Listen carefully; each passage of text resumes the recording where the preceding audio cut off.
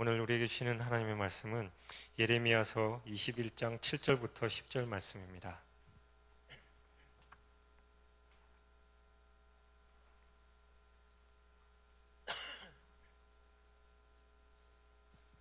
예레미야 21장 7절부터 10절까지 우리 다 같이 한 목소리로 봉독하겠습니다. 여호와의 말씀이니라.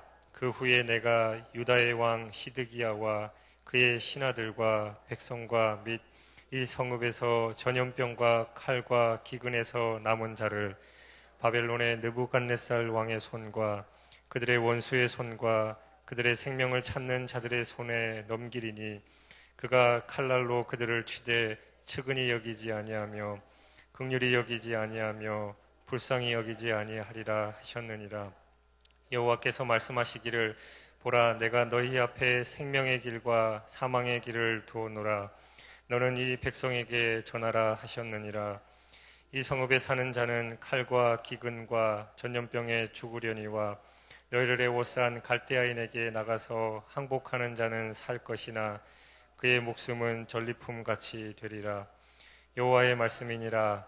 내가 나의 얼굴을 이 성읍을 향하여 복을 내리기 위함은 아니요 화를 내리기 위함이라. 이 성읍이 바벨론 왕의 손에 넘김이 될 것이요 그는 그것을 불사르리라. 아멘. 계속해서 하나님께서 이스라엘 민족에게 향한 그 심판, 그 벌을 예레미야를 통해서 그 시드기야 왕과 그 함께한 사람들에게 전하는 내용입니다.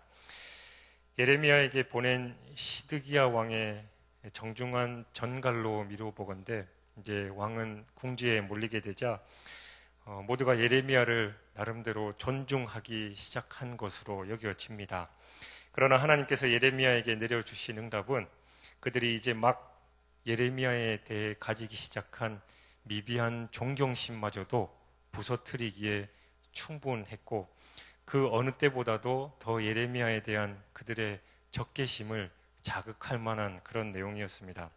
바로 앞절들에 나타난 그 심판의 예언들 뿐만 아니라 오늘 본문 말씀에 있는 그 대책들도 그들을 분노하고 격분시키기에 충분한 내용이었습니다. 시드기야 왕과 그쪽 입장에서 보면 나름대로 예레미야에게 화해의 손을 내밀었고 또 하나님과 우리의 관계를 중재해달라라는 요청을 했습니다만 예레미야에게 주신 하나님의 말씀은 그들의 의도와는 정반대되는 그런 답변이었습니다. 예레미야는 선지자로서 하나님의 말씀을 그대로 전해야 하지요. 그 내용이 엄청난 살육, 전쟁과 기근, 전염병으로 너희들은 전멸하게 될 것이다 라는 그런 내용입니다. 보통 직언이라고 하지요. 바른 말을 하는 것은 그 어떤 상황에서라도 참 힘든 것 같습니다. 상대방이 명백히 잘못했음에도 불구하고 그대로 때로는 말하지 못할 때가 참 많이 있습니다. 그랬다가는 그 사람과의 관계가 깨어질 뿐만 아니라 심지어는 삶을 살아가면서 실질적인 피해를 당할 수도 있는 경우가 참 많이 있습니다. 여러분도 지금까지 인생길 걸어오시면서 분명히 그런 경우를 경험해 보셨을 텐데 여러분은 그런 상황에 처해 있을 때 어떻게 행동하셨습니까? 사실 대부분의 이런 경우는 아무리 얘기해봐야 소용없을 때가 참 많이 있지요. 결국은 나 혼자 손해보고 왕따 당하고 또 마음 아픈 일까지 겪게 되는 경우가 많이 있습니다. 그래서 이런 크고 작은 경험들이 쌓여서 얘기한들 뭐하겠냐 싶어서 더 이상 얘기를 꺼내지 않게 되는 것이 우리네 모습입니다. 왜냐하면 해봐야 득될 것이 없기 때문입니다. 예수님께서 마태복음 5장 13절부터 16절에서 그리스도인들이 세상을 살아가는 태도에 대해서 말씀하셨습니다. 너희는 세상의 빛이다. 너희는 세상의 소금이다. 우리 그리스도인의 신분은 본질적으로 밖으로 드러날 수밖에 없습니다. 그래서 신앙생활하고 또 사회생활하면서 당신도 교회 다니세요? 라는 말을 듣는 것은 그리스도인들에게 수치스러운 일이 아닐 수 없겠지요. 왜냐하면 우리는 세상의 빛이고 소금으로 살아야 하고 우리의 모습은 세상에 드러날 수밖에 없기 때문입니다. 우리는 예수님의 제자로서, 자녀로서 세상 사람들과는 완전히 다르므로 우리의 경건하고 거룩한 삶, 그리고 이웃을 사랑하는 삶을 반드시 우리의 모습에서 드러내야 합니다. 하나님은 우리의 삶을 통해서 주위를 변화시키려고 하시기 때문입니다. 소금의 역할은 부패를 방지하는 것이죠. 생선에 소금을 치지 않으면 금방 상해버립니다. 따라서 우리 그리스도인들은 소금이 되어서 세상을 보존해야만 합니다. 그리스도께서 이 땅에 오신 이후 세상이 아직까지도 그나마 멸망하지 않고 버티는 이유는 이 땅에 그리스도인들, 소금의 역할을 하는 그리스도인들이 있기 때문이죠. 소돔은 의인 10명이 없어서 멸망하고 말았습니다. 만약 의인 10명이 있었더라면 그들이 소돔을 조금이라도 변화시킬 수 있었을 텐데 말입니다. 교회는 끊임없이 하나님의 뜻을 전파해야 하는 사명을 가지고 있습니다. 그 이전에 그리스도인들이 하나님의 뜻대로 살아야 한다는 것은 두말할 필요도 없겠지요. 교인이 소금이 될 수 있는 것은 그들이 하나님 말씀대로 살기 때문입니다. 그렇지 않으면 소금인 자신들도 썩게 된다고 말씀합니다. 그들이 계속해서 진리대로 살아서 사람들이 이 진리를 보고 자기도 따르도록 하는 것입니다. 주님은 우리가 소금의 구실을 하지 못하면 밖에 버림받는다. 그래서 밟히고 만다라고 말씀하셨습니다. 하나님이 버리시는 것이지요. 하나님께서 최후의 심판 때 소금의 역할을 감당하지 못한 그리스도인들을 저주하신다라는 말씀입니다.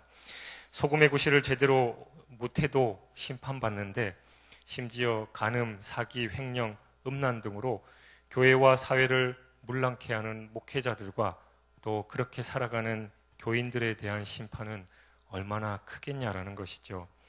요즘은 한국 교회에서도 이런저런 많은 문제들이 있습니다. 반성경적이고 또 하나님의 뜻을 거스르는 그런 내용들이 참 많이 있습니다. 이제 더 이상 서양의 얘기가 되지 않은 것도 동성애자들이 교회에서 동성애 결혼을 인정하는 것들, 이런저런 반기독교적이고 반성경적인 내용들이 너무나도 팽배해 있다라는 겁니다. 그런데 더 무서운 것은 이런 상황들을 보고서 침묵하는 것, 아무런 제재를 하지 않는 그런 교회들도 또 그리스도인들도 하나님께서 벌하신다라는 말입니다. 우리에게는 그들의 죄의 길에서 그들을 돌이켜야 하는 의무를 가지고 있습니다. 왜냐하면 우리는 빛이요 소금이기 때문이지요. 그리스도인들은 자신이 세상의 빛이 되는 것이 아니라 세상의 빛이신 예수님의 빛을 반사하는 자들입니다. 요한복음 8장 12절에서 예수님은 나는 세상의 빛이다 라고 말씀하셨습니다. 그래서 그리스도인들은 죄악되고 어두운 세상에서 밝게 빛나는 작은 빛이 되어서 죽어가는 사람들을 큰 빛이신 예수님께로 인도해야만 합니다.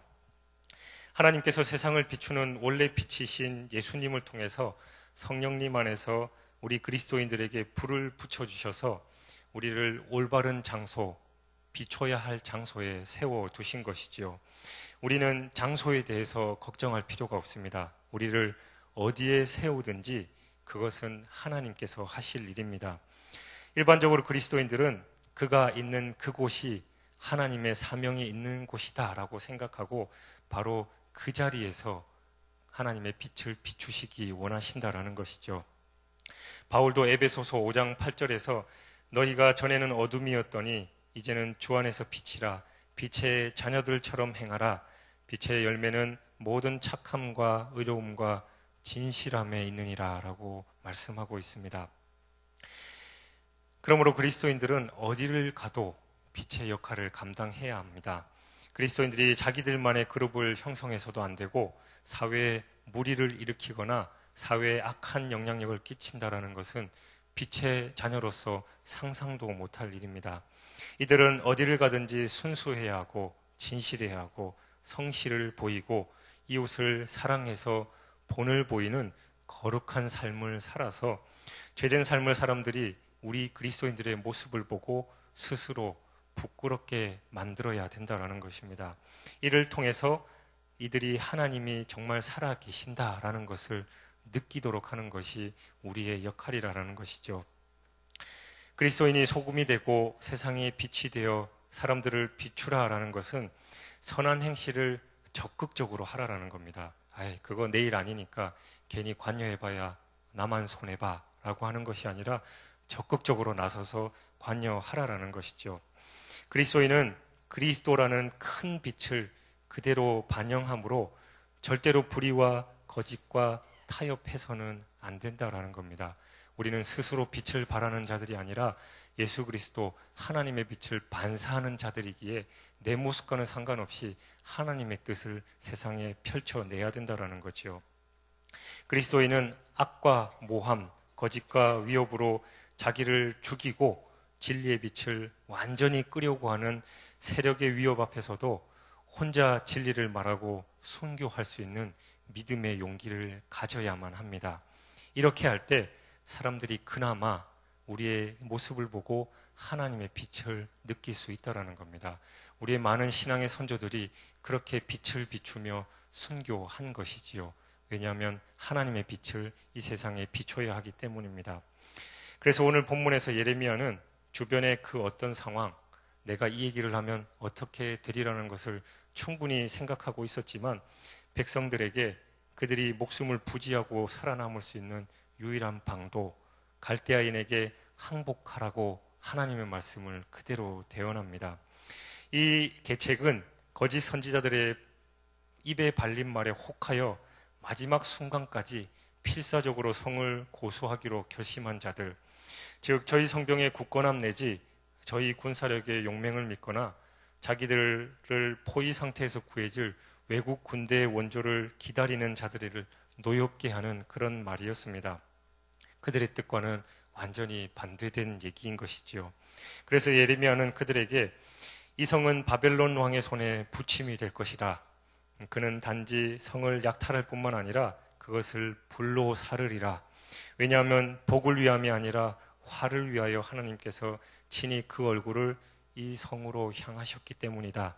그러므로 너희가 만일 이 재앙의 최선의 재앙을 최선의 것으로 극소화시키고자 한다면 갈대아인들의 관대한 자비를 구하면서 항복하여 스스로 전쟁 포로가 되어야 한다라고 선포하고 있습니다. 이것은 하나님께서 그들에게 맞서신 지금에 있어 그들이 취할 수 있는 최선의 길입니다. 율법과 선지자들을 종종 그들 앞에서 생명과 사망의 길을 제시하곤 했지요. 만일 그들이 하나님의 목소리를 청종하면 생명이요, 불순종을 계속 고수하면 사망이다. 늘 이스라엘 고대 선지자들이 그렇게 선포해 왔던 내용입니다. 그러나 8절의 내용을 보라 내가 너희 앞에 생명의 길과 사망의 길을 두었노니, 이 표현은 그들에게 하나님의 섭리가, 하나님의 은혜의 섭리가 아닌 두 가지 재난 중에 더 나은 것을 택하라라는 권고입니다. 참 딜레마지요. 한 길은 사는 것이고 한 길은 죽는 것이다라는 내용이 아니라 너희들이 두 가지 재난, 그나마 죽든지 아니면 항복하든지 둘 중에 선택하라라는 그런 내용이다라는 겁니다. 성에 거주하는 자는 성 밖에서 칼에 죽든지 성 안에서 기근이나 연병으로 죽든지 마침내는 죽게 될 것입니다. 그러나 품고 있던 헛된 소망을 모두 버리고 갈대아인에게 나가서 항복하는 자는 살리니 그의 생명은 노력한 것 같이 얻을 것이냐라고 말씀하고 있다라는 겁니다.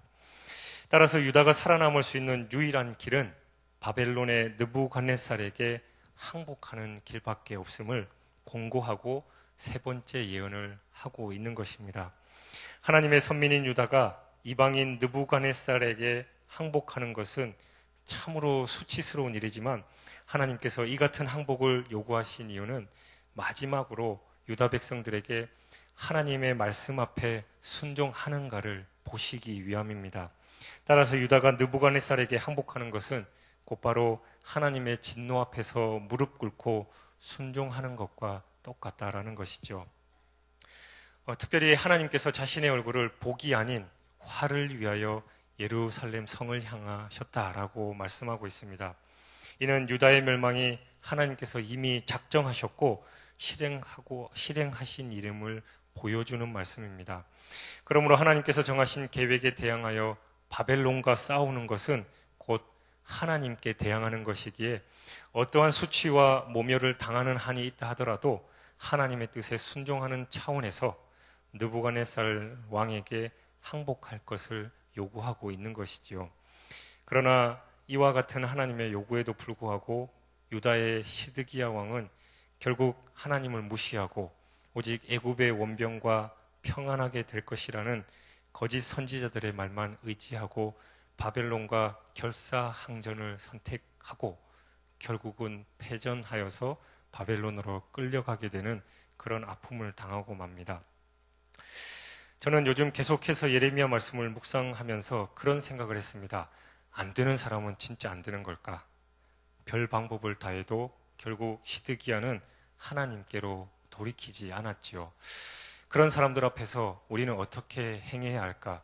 거꾸로만 가는 이 속된 표현으로 이 더러운 세상, 그런 표현도 개그 코너에서 하긴 했습니다만, 그리고 아무리 하나님께로 돌이키려 노력해도 세상 사람들은 하나님을 저버리고 자신들의만의 방법으로 살아가는 이런 상황에서 개인적으로 목회자로 살아가면서 하나님의 복음을 전해야 하는 삶을 살아가면서 빛과 소금 역할을 감당해야 하는 그런 의무를 가지고 살아가는 그리스도인으로서 어떻게 살아야 하나라는 그런 고민을 해봤습니다.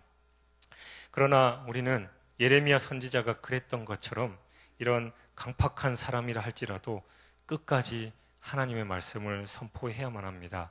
왜냐하면 그것이 우리의 역할입니다. 요나가 니느웨로 가라는 하나님의 말씀을 듣지 않고 다시스로 도망한 것은 자의적인 판단입니다. 이스라엘의 대적이며 하나님을 알지 못하는 악한 민족이라 할지라도 하나님은 우리와 동일하게 그들을 사랑하십니다.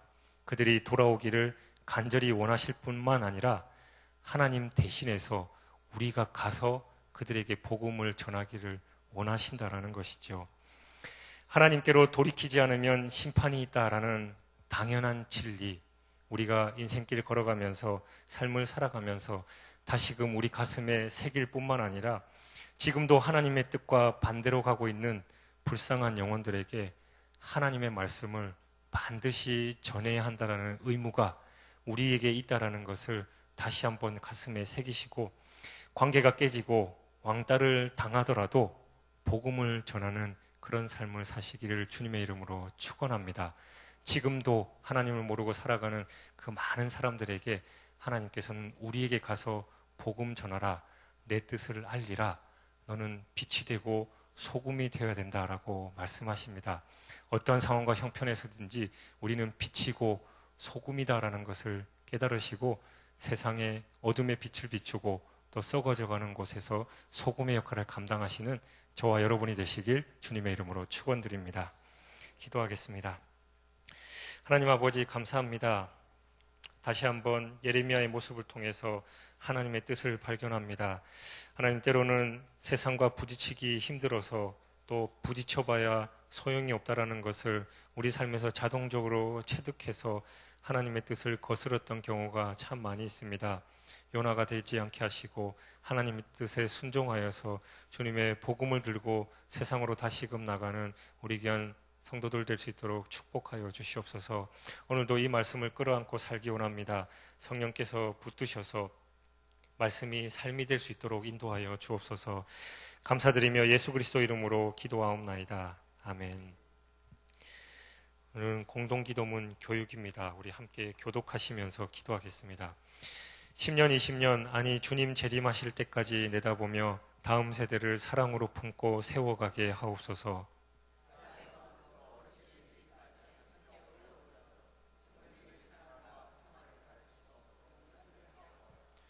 사무엘, 요셉, 다윗 부서를 크게 축복하옵소서. 청년부 싱크를 특별히 힘차게 하옵소서. 다음 세대를 아끼며 기도와 섬김으로 길러내게 하옵소서. 교회와 사회의 미래를 말씀으로 열어가게 하옵소서. 아멘. 주님 가르쳐 주신 기도하시겠습니다. 하늘에 계신 우리 아버지, 아버지의 이름을 거룩하게 하시며 아버지의 나라가 오게 하시며 아버지의 뜻이 하늘에서와 같이 땅에서도 이루어지게 하소서.